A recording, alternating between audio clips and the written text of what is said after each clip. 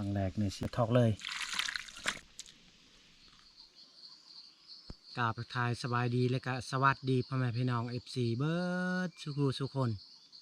ไพ่ที่เขามาเบิ่งมาชมสองของเฮาขอให้อยู่ดีมีแฮงเด้อพ่อแม่พี่น้องสำหรับมื้อนี้เฮาก็สิพาน้องบุพาเข้าป่าไปหานอกคาหรือว่าไปหาเห็ดหลังจากไปหาเห็ดหานอกคาแล้วก็สิเมื่อยามเบิ่งไห้เพราะว่า5-6 มื้อแล้วเราบ่ได้ไปเบิ่งไห้อาจจะ4-6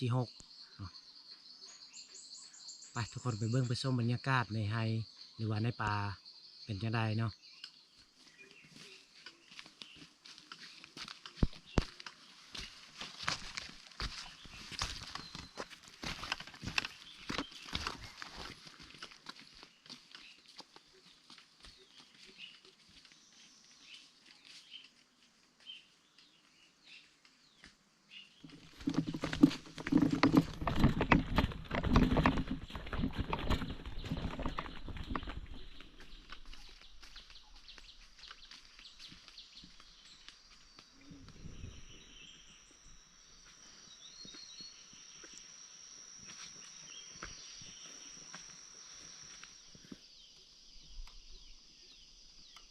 ไปฮอดไห้แล้ว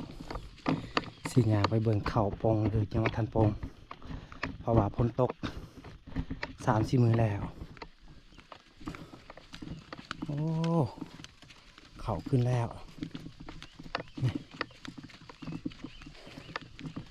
ให้ของเฮานี่หญ้านี่ไวขนาดเลยเอาเมียนเอาเขาเมียนอยู่ในหันแหละโอ้มักแตงขึ้นแล้วเขาโฟดก็ขึ้นแล้วเขากระปองอยู่แต่ว่าหญ้านี่ไวขนาดเลยมาฮอด3-4 มื้อเต็มเลยฮะ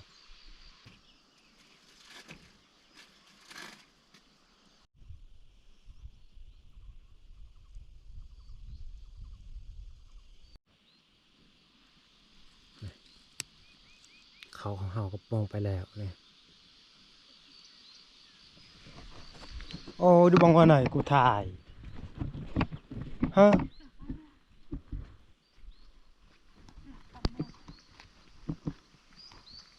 จ้าโอ้ยดูหน่อยจ้านี่ไหลนะนอติดเล็มค่ะนี่พี่น้องสังเกตเบิ่งสัตว์ที่มาทำลายผลปลูกของเฮานี่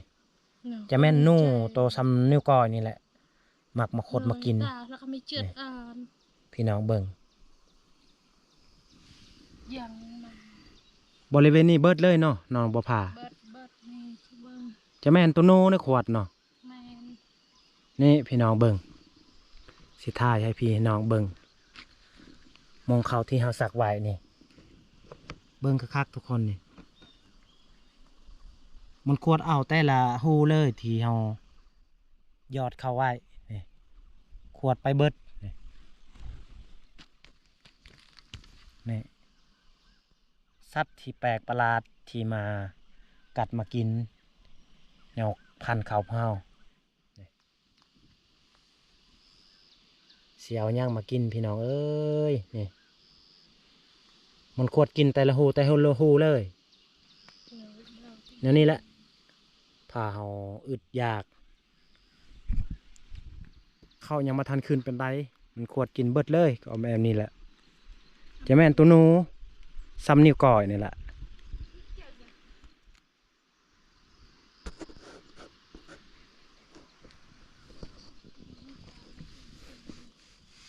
เฮาขี้ข้านก็แม่นความจริงว่าเฮาขี้ข้านอันนี้นี่แหละเฮาเฮ็ดไร่เฮ็ดสวนก็เฮาสิบ่ได้ข้าวกินแต่ละปีแบบนี้แหละครอบครัวของเฮาคันเวลาเฮาปลูกข้าวใส่หนูมาขวดมากินจะแม่นจะเพศหนูประเภทกระปอมนี่แหละมาขวดนี่เวลาเขามันโป่งขึ้นมาเบิดเลยนี่พี่น้องเบิ่งบริเวณที่อย่างนี้มันขวดไปเบิดนี่พี่น้องเอ้ย อุกใจแท้เด้สิได้กินข้าวอยู่บ่นอแบบนี้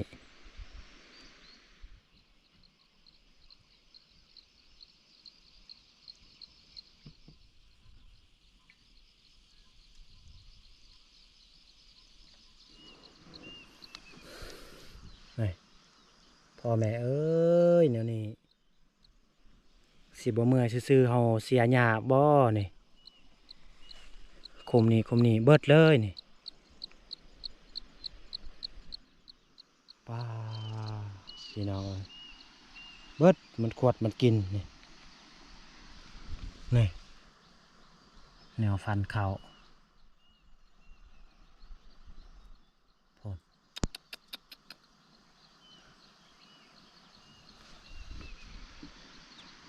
หมดกำลังใจนำสัตว์ป่าที่ทำลายพืชผักที่เราปลูกบริเวณนี้บ่เห็นโป่งเลยเขานี่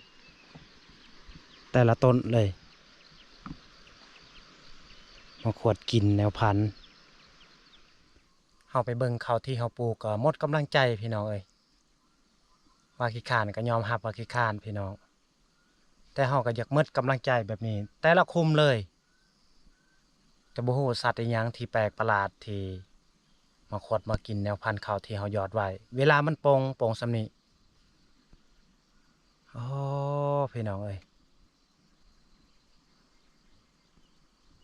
เมื่อยซื่อๆแหละเดี๋ยวนี้เฮ็ดไร่เฮ็ดสวนหลังจากนี้ก็สิได้ไปหาหน่อคานี่แหละมาเฮ็ดอาหารการกินนี่จะแม่นโฮมปกที่เฮาห้อยไว้ย่านลมพัดแรง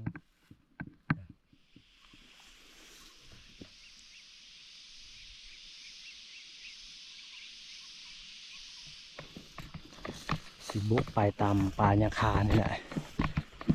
ไปหาเอาหน่อคาแล้วก็ไปหาเฮ็ดนำปงทันได้ลายครับเอาเลยตอนนั้น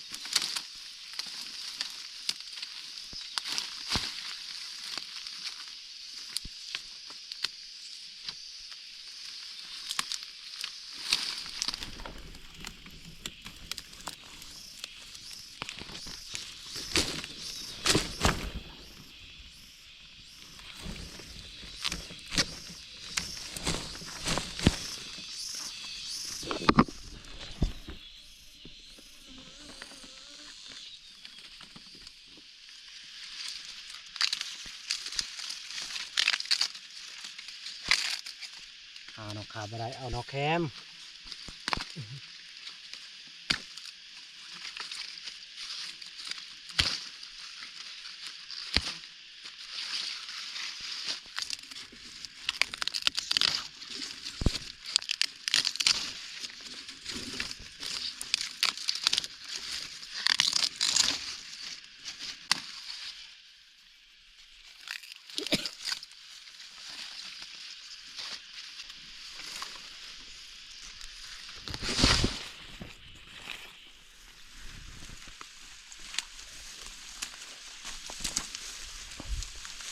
เอามาปอกอยู่เทียงไห้พุ่นละ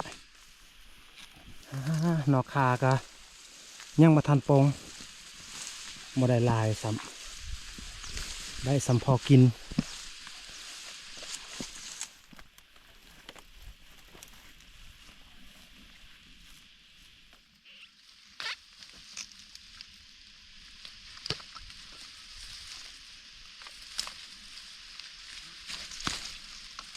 ติดเยอะ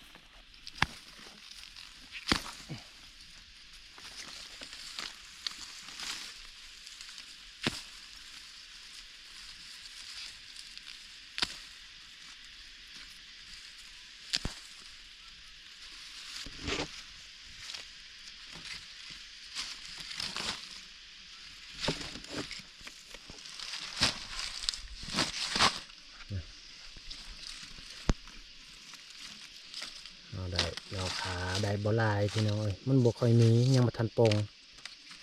ได้สิ่งพังเพียงว่ากินมื้อนี้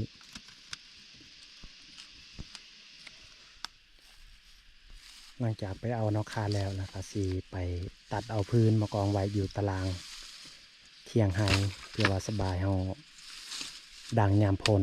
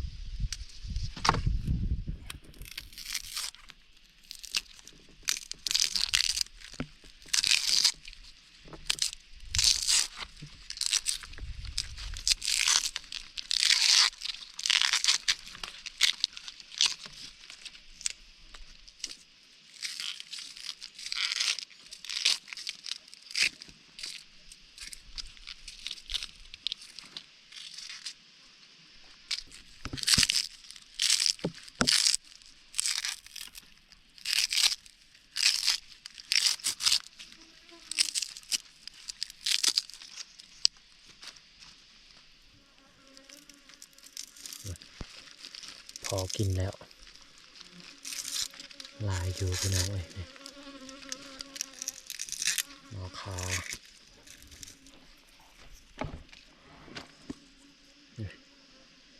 พอกินอยู่ข้าวต้ม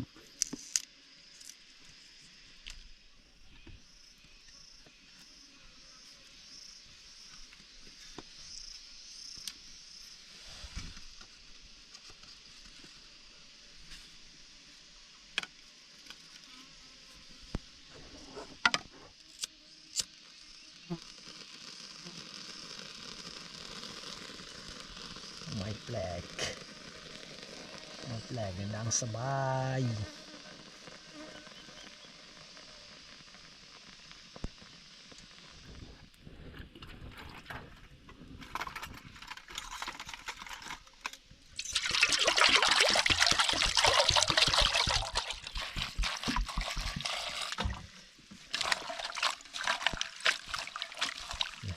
ครึ่งหนึงเอาห้องเอาเมื่อบาน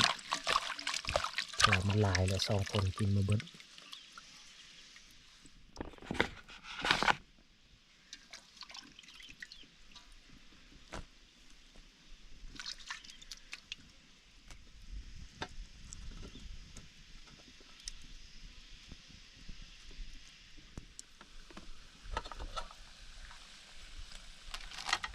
โอ้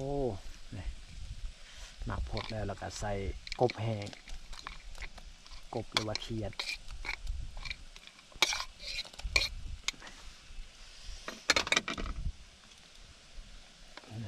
จะคอยเอานอกขาลงโอ้ลายเติบอยู่โอ้พอ ดีเครื่องหม้อเลย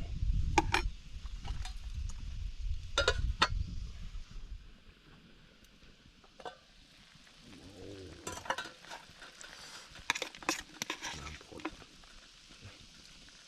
ใส่หมักพริกเป็นหน่วยเทียม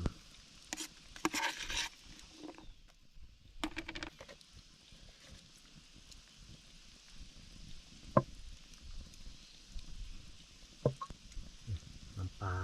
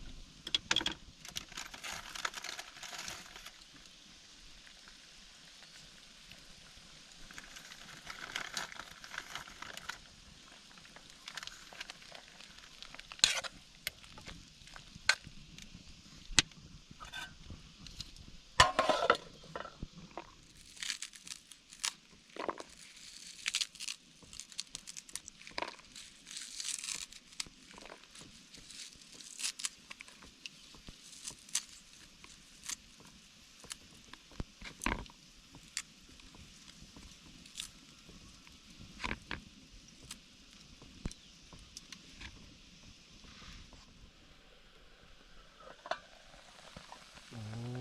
สุกเรียบร้อยแกะนอกข้าวหรือว่าต้ม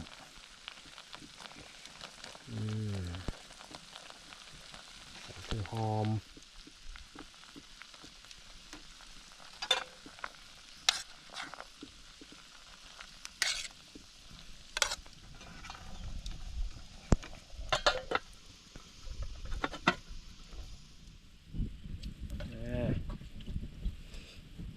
ปีกนกเขาสิปีกนกเนี่ย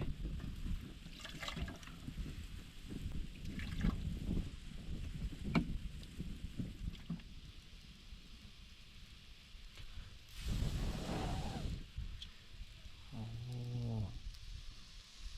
นกเขาสุกแล้วเนาะสุกบ่ สุก พี่น้อยนก2 ตัว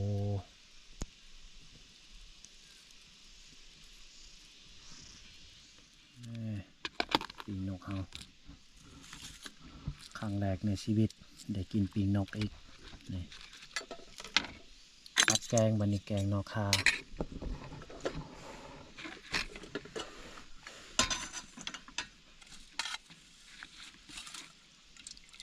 โอ้โหพี่น้องไปทอกเลยจวดเข้าไปอันนี้ใส่เขียดนี่แจวน้องบัวพาเป็นเห็ดนี่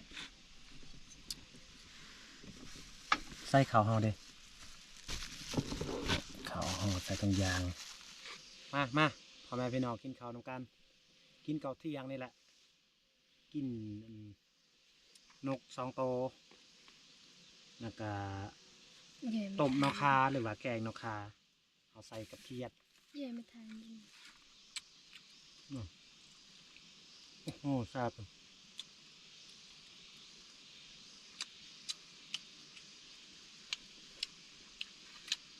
สำหรับครัวเฮาซ้ำนี้แหละ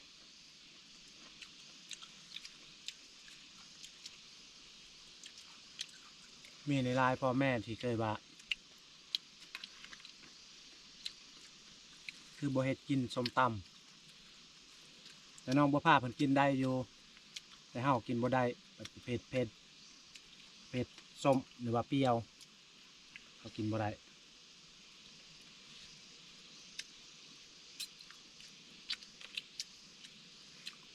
กินต้มแบบนี้ก็บ่ค่อยได้ปานใดแต่จำเป็นเอามันมีนะเป็นกินบ่เบิดก็เอามือให้ลูก2 คนนี่แจ่วพันเห็ด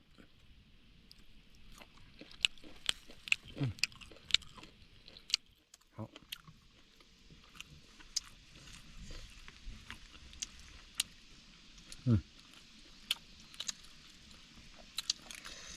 ขาเขียด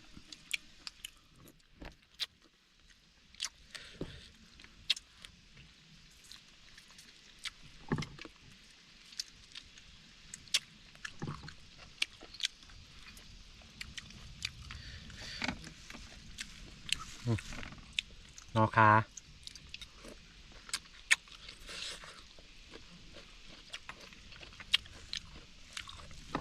ครับ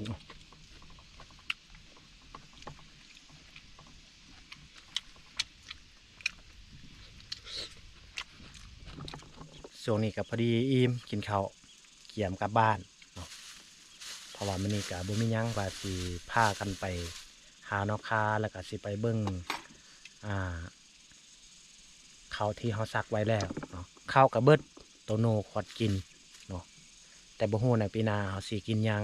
เนาะพี่น้องเอ้ยอันนี้ก็มีน้องบัวพาเพิ่นเอาแนวพันธุ์ใหม่มาซักเติมอีกบ่อนมันขวดมันกินเนาะ เอ้าพ่อแม่พี่น้องไผที่เขามาเบิ่งมาชมสองของเฮาแต่ต้นจนจบแล้วก็ขอให้อยู่ดีมีแห้งจงมีสุขภาพแข็งแรงเนาะปรารถนาสิ่งใดก็ขอให้ได้สิ่งนั้นอย่าเจ็บอย่าจนพี่น้องเอ้ยให้ร่ำให้รวยเฮ็ดอหย่างก็ขอให้เจริญก้าวหน้าขอขอบใจหลายๆ